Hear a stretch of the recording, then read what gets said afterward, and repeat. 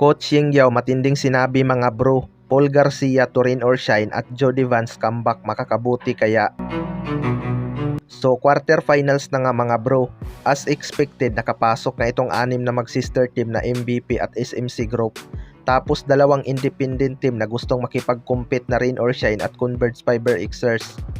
Sa naging interview nga kay Coach Ying Yao mga bro, may hindi nga ito nagustuhan sa bagong format ng PBA, which is parang useless talaga ang pagiging number 1 ng dalawang team na TNT at Rain or Shine sa kani-kanilang grupo dahil sa quarterfinals nga ay magkasama sa iisang grupo itong parehong number 1 na TNT at Rain or Shine. In short, kahit number 1 sila, mahihirapan pa rin silang makapasok agad sa finals dahil may tendency nga na maglaban sila sa semifinals at isa sa kanila ang posibleng malaglag agad. Samantala, Paul Garcia mga bro inilagay na nga ng Barangay Ginebra sa free agent with rights to salary. Well, para sa akin mga bro, sayang talaga itong si Paul Garcia. Hindi lang talaga nabibigyan ng playing time dahil loaded sa guard itong Barangay Ginebra. May depensa naman itong si Paul Garcia at maganda din talaga ang naipakita nito sa MPBL noon.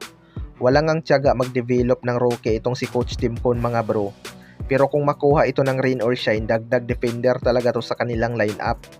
Alam naman natin na ibang klase mag-develop ng player itong si Coach Ying Yao. Binibigyan niya talaga ng kumpiyansa ang kanyang mga rookie. Sa kabilang banda naman mga bro, Jody Vance comeback makakabuti kaya.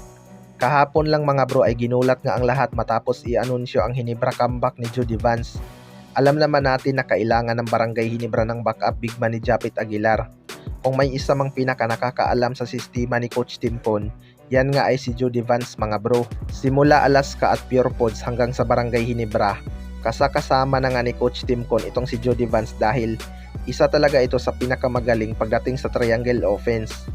Mataas nga ang basketball IQ nitong si Vance mga bro, kaya kahit 42 years old na ito ay kinuha pa rin ito ni Coach Tim Cone. Pero marami pa ring duda sa magiging performance nitong si Jody Vance dahil matagal nga itong nabakante at may edad na rin daw. Well, para sa akin mga bro, hindi na rin naman siguro bago na may mga matatanda na sa ating liga pero kaya pa rin makipagsabayan. Example na lang dyan sina Rafi Reyes at Kelly Williams mga bro. Pero makakabuti nga kaya sa Barangay Ginebra ang pagbabalik ni Jody Vance. Well, malalaman nga natin yan sa Game 1 ng Barangay Ginebra at Meralco Bolts. Magiging core player naman siguro agad ng Barangay Ginebra itong si Vance. Lalo na at alam na nito ang sistema ni Coach Tim Cone. Kaya ngang mapaluwag ni Jody Vance ang ilalim para kay Japit Aguilar dahil legit na power forward nga itong si Vance na hindi pwedeng pabayaan sa labas ng 3 points area. Kapag nahila ni Jody Vance ang depensa ng Meralco Bolts palabas, magkakaroon nga ng advantage itong si Japit Aguilar sa ilalim. Kayo mga bro, ano masasabi nyo tungkol dito?